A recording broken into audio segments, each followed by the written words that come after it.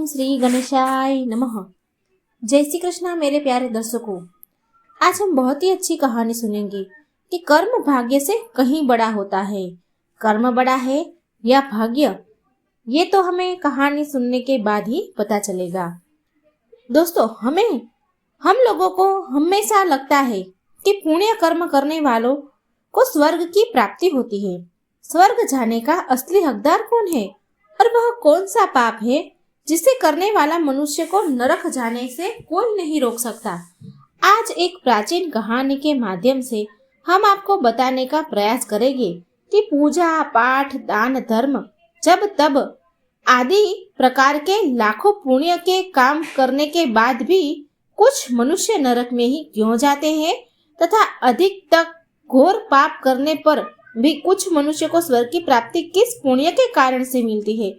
ऐसा वह कौन सा पुण्य है जो मनुष्य के लाखों पापों को नाश करता है और ऐसा वह कौन सा पाप है जो उसके पुण्य को नष्ट कर डालता है। तो चलिए दोस्तों, बिना देरी किए शुरू करते हैं। स्वागत है आपका पायल धर्म गंगा चैनल में। एक समय की बात है, एक गांव में एक आदमी रहता था। उसे हर समय चिंता सताती रहती थी कि उसने अपने जीवन में कौन से बुरे कर्म किए होंगे जो इतना कष्ट भुगतना पड़ रहा है। वह अपनी रोजमर्रा जीवन से परेशान हो गया था। एक दिन दुखी होकर एक पेड़ के नीचे बैठा था, तभी उसका एक मित्र वहां आता है और उससे उसकी उदासी का कारण पूछता है। तो वह अपने मित्र से सब कुछ कह सुनाता है। तब उसका मित्र कहता है, भाई तुम चिंता न करो, गांव से कुछ दूर एक महात्मा अपने आश्रम में रहते हैं, तुम उनके पास जाओ। जो भी उसके पास जाता है उसकी समस्या दूर हो जाती है। तब वह आदमी कहता है कि भाई अगर ऐसा है तो मैं आज ही उनके पास जाऊंगा। फिर वह आदमी उस महात्मा से मिलने के लिए निकल पड़ता है। गांव से कुछ दूर चलने के बाद उसे एक आश्रम दिखता है। वह आश्रम में जाकर महात्मा को प्रणाम करता है और अपनी समस्या उन्हें बताता है। देवर्षि महाराज, कुछ मनुष्य पाप करने पर भी स्वर्ग में क्यों जाते हैं और कुछ मनुष्य को पुण्य करने के बावजूद भी नरक में क्यों जाना पड़ता है।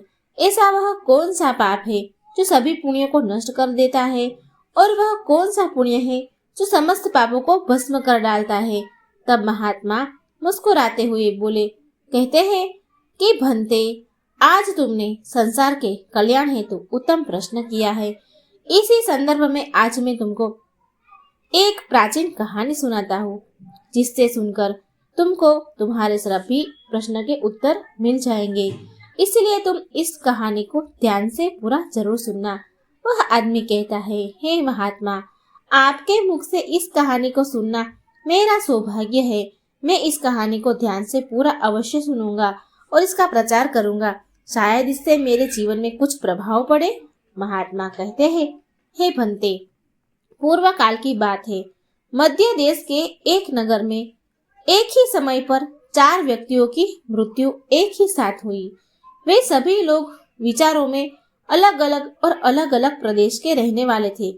केवल संयोग से ही उन चारों का अंत एक ही समय पर हो गया था।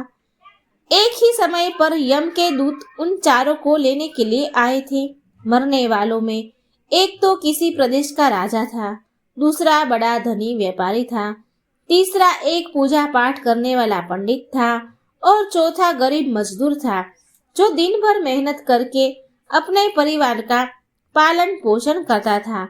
और वे सभी मृत्यु के पश्चात यमलोक में पहुंचे। यमलोक पहुंचने पर वहां का दृश्य देखकर वे सभी भयभीत हो जाते हैं। उनका अंग अंग कांपने लगता है। यमलोक में विशाल काय आकार वाले यमराजा सुवर्ण से बने सिंहासन पर विराजमान होते हैं। उनके पास चित्रगुप्त बैठे होते हैं, जिसके पास सभी प्राणियों का लेखा जोखा रखा हुआ है। यमदूत के दूत न आत्मा को आगे धकेल रहे होते हैं। कुछ मनुष्य जोर जोर से विलाप कर रहे होते हैं, तो कुछ मनुष्य अत्यंत प्रसन्न होकर चल रहे थे। स्वर्ग के द्वार से सुंदर प्रकाश दिखाई पड़ रहा था। वही नरक के द्वार से धक धकती हुई अग्नि की ज्वालाएं दिखाई पड़ रही थी। इस भयानक दृश्य को देखकर वे चारों एक दूसरे से बात करने लगे और अपने अपने पाप के विषय में चर्चा करने लगे। उन चारों लोगों ने अपने जीवन में बहुत पाप कर्म किए हुए थे और उन सभी को यह जान पड़ता था कि अब वे चारों ही नरक में जाने वाले हैं। यमदूत उन चारों आत्माओं को लेकर यमराजा के सभा में पहुंचे तो उनके सम्मुख जाकर खड़े हो गए। वे चारों सोच रहे थे कि कौन स्वर्ग में जाएगा और कौन नरक में जाएगा। यमराजा अपने आसन पर विराजमान नहीं हुए थे, उससे पहले ही चारों आपस में बातचीत कर रहे थे। स्वयं को ही स्वर्ग का मिलना चाहिए यह कहने लगे। सबसे पहले राजा कहने लगा, देखो देखो, मुझे तो धर्मराजा पक्का स्वर्ग में ही भेजेंगे, क्योंकि मैं एक विश्वविख्यात राजा हूँ। मैंने अपने अनेक सत्कर्मों से धरती लोक पर अपना खूब नाम कमाया है। चारों तरफ लोग मेरे अच्छे कर्मों की चर्चा करते हैं। कभी भी कोई मेरे द्वार से खाली हाथ नहीं गया। जो भी आया मैंने उसे इतना दिया कि वह जीवन भर मेरा नाम ही नहीं भूल पाया। हर तरह मेरा नाम का यश गान हो रहा है। मेरे द्वारा लुटाए गए दान से लाखों लोगों को खाने का अन्न मिल रहा है। खाने को अन्न मिला और रहने को आसरा मिला। इसलिए मेरे कर्मों को देखते हुए धर्मराजा मुझे पक्का ही स्वर्ग में भेजेंगे। राजा की बात सुनकर वह धनी व्यापारी हंस पड़ा और बोलने लगा, तुम तीनों तो इतने बड़े पापी हो कि तुम लोगों को नरक में जाना ही पड़ेगा। तुम लोगों ने घोर पाप किए हैं और इसलिए यमराजा तुम लोगों को कभी माफ नहीं करेंगे। यहाँ पर मौजूद मैं अकेला ही सबसे अधिक पुण्यवान हूँ।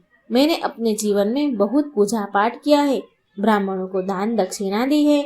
मैंने मृत्यु से पूर्व गाय का भी दान किया है और अब मेरे सभी पुत्र पौत्र मेरी आत्मा की मुक्ति के लिए बड़े बड़े कार्य का आयोजन कर रहे हैं।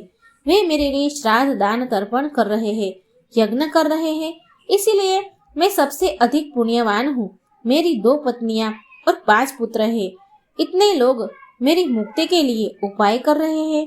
और हाँ, मैंने अपने जीवन में कभी कोई पाप नहीं किया और जाने अनजाने में किए भी होंगे तो मेरे पुत्रों के श्राद्ध आदि के कार्यों द्वारा मेरे पाप भी नष्ट हो जाएंगे। मैं नित्य देव पूजा करता था, मंदिर जाता था, द्वार पर आए अतिथियों को भोजन करवाता था। इसलिए मुझे पूरा विश्वास है कि यमराजा मुझे नरक में नहीं डालेंगे और मुझे मोक्ष की प्राप्ति निश्चित ही होगी। धनी व्यापारी की बात सुनते ही पंडित जी कहने लगे, अरे भाई, क्यों फिजूल की बात कर रहे हो? स्वर्ग में जाने कोई आसान काम नहीं है। स्वर्ग में जाने के लिए दान के साथ साथ पूजा पाठ भी करना पड़ता है। इसलिए स्वर्ग में प्रस्थान तो मैं ही करूँगा, क्योंकि मैंने भगवान का खूब पूजा पाठ किया है।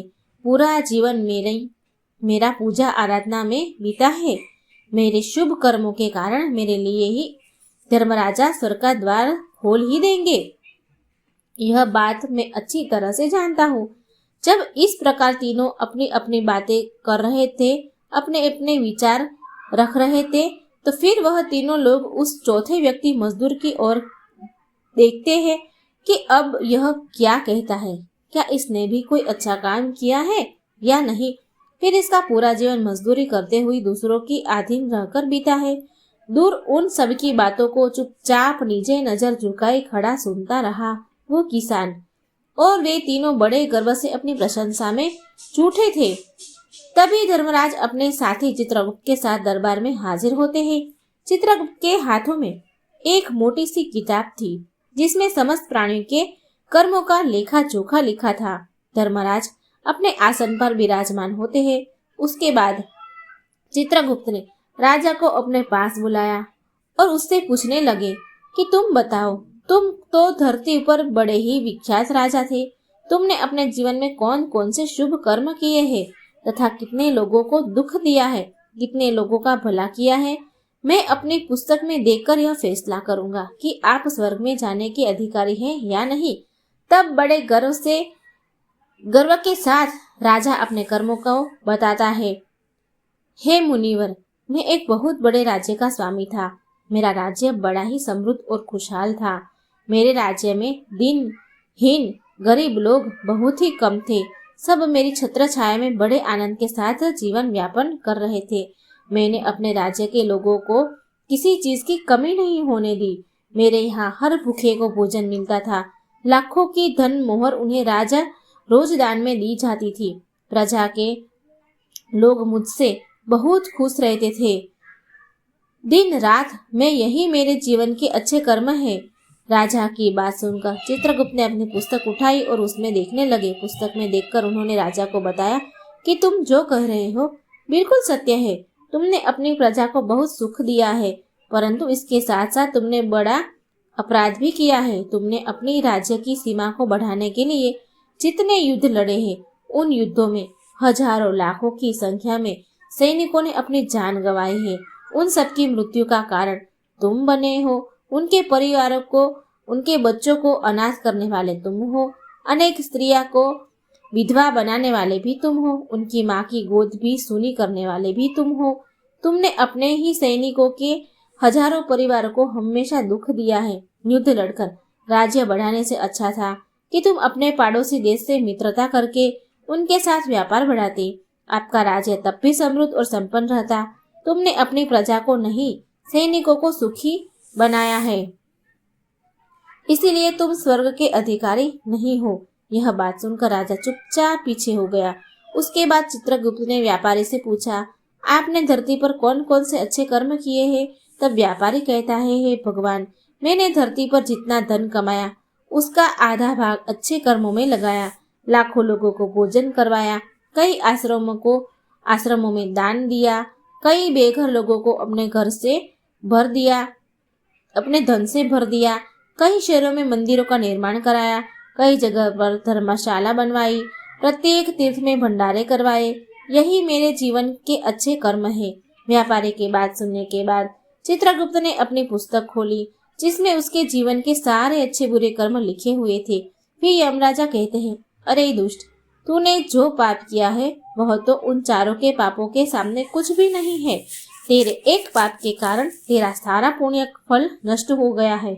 यदि तूने यह पाप नहीं किया होता तो तू स्वर्ग में जा सकता था, लेकिन तूने यह पाप जानबूझकर किया है, इसलिए तुझे नरक में अवश्य जाना पड़ेगा।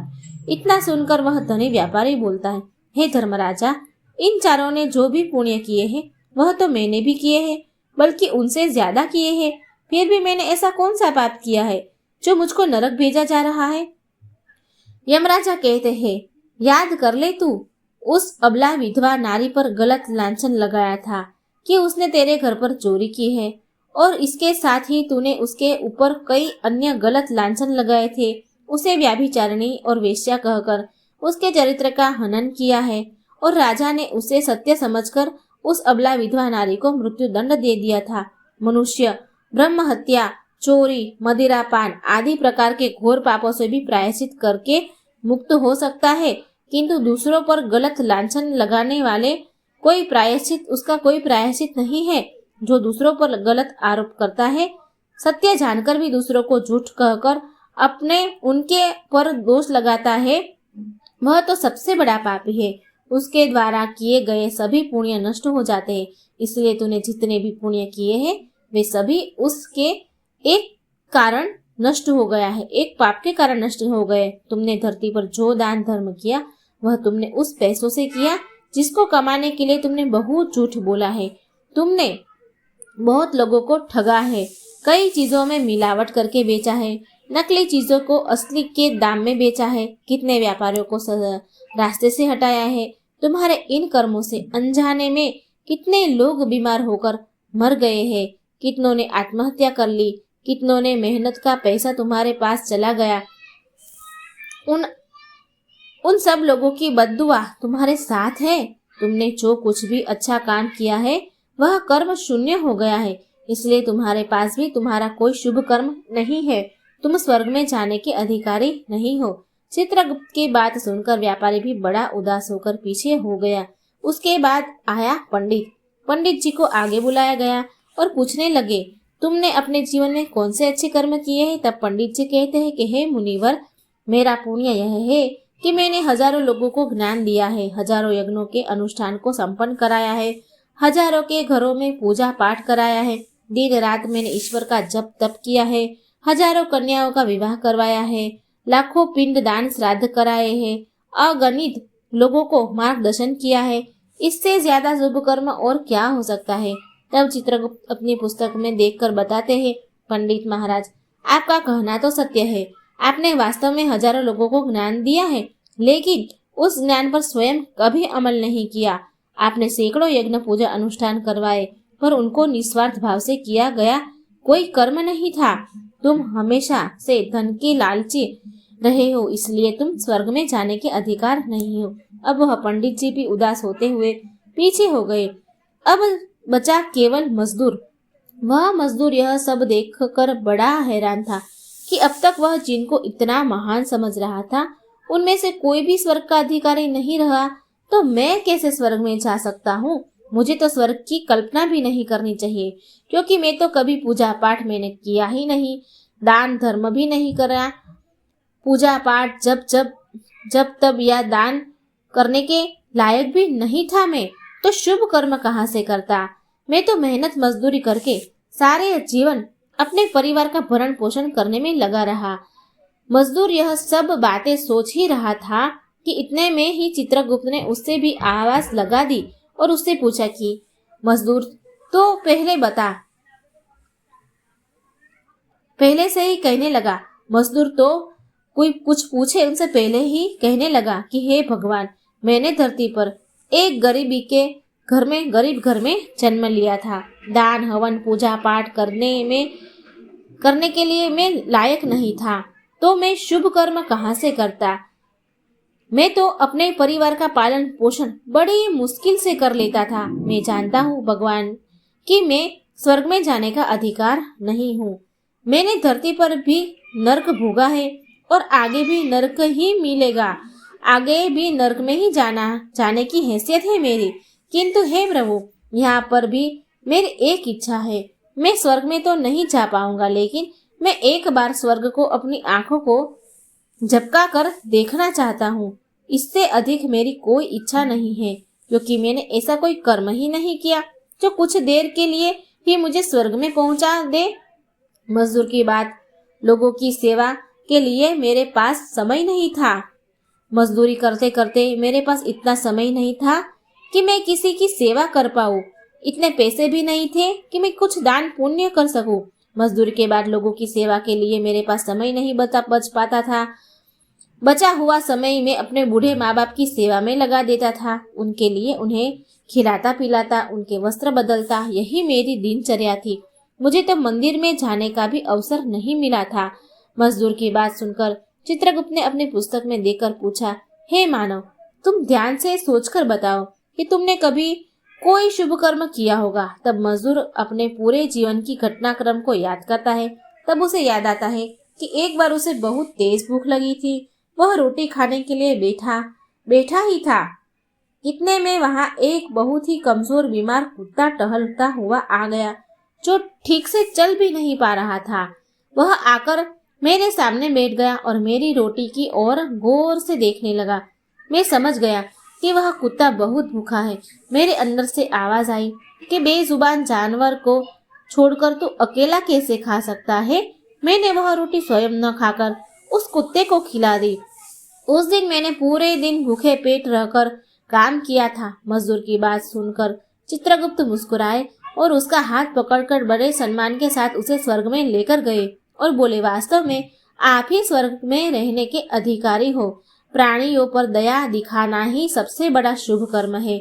मनुष्य जो भी कर्म निस्वार्थ भाव से करता है, वास्तव में उसका ही उसे सबसे बड़ा पुण्य मिलता है। निस्वार्थ भाव से किया गया जन कल्याण के लिए एक छोटे से छोटा काम भी आपके सैकड़ों पापों को नष्ट कर देता है। लोगों से लालच, मोह और स्वार्थ के वशीभूत होकर किया गया शुभ कर्म भी फलदायी नहीं होता है। इसलिए ध्यान रहे, जीवन में अच्छे कर्म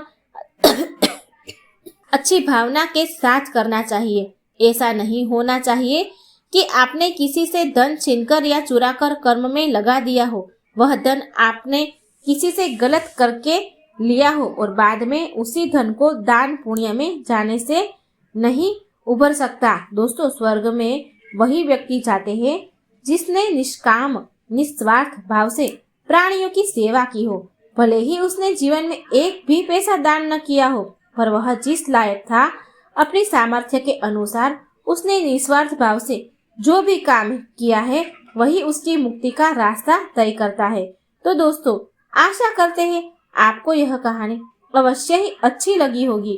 तो दोस्तों, कैसी लगी आपको यह कहानी, ये कमेंट बॉक्स में जरूर बताना। अगर अच्छी लगी है तो वीडियो को लाइक और शेयर करना, चैनल को सब्सक्राइब करना मत भूलना। जय श्री कृष्ण, राधे राधे। Thank you.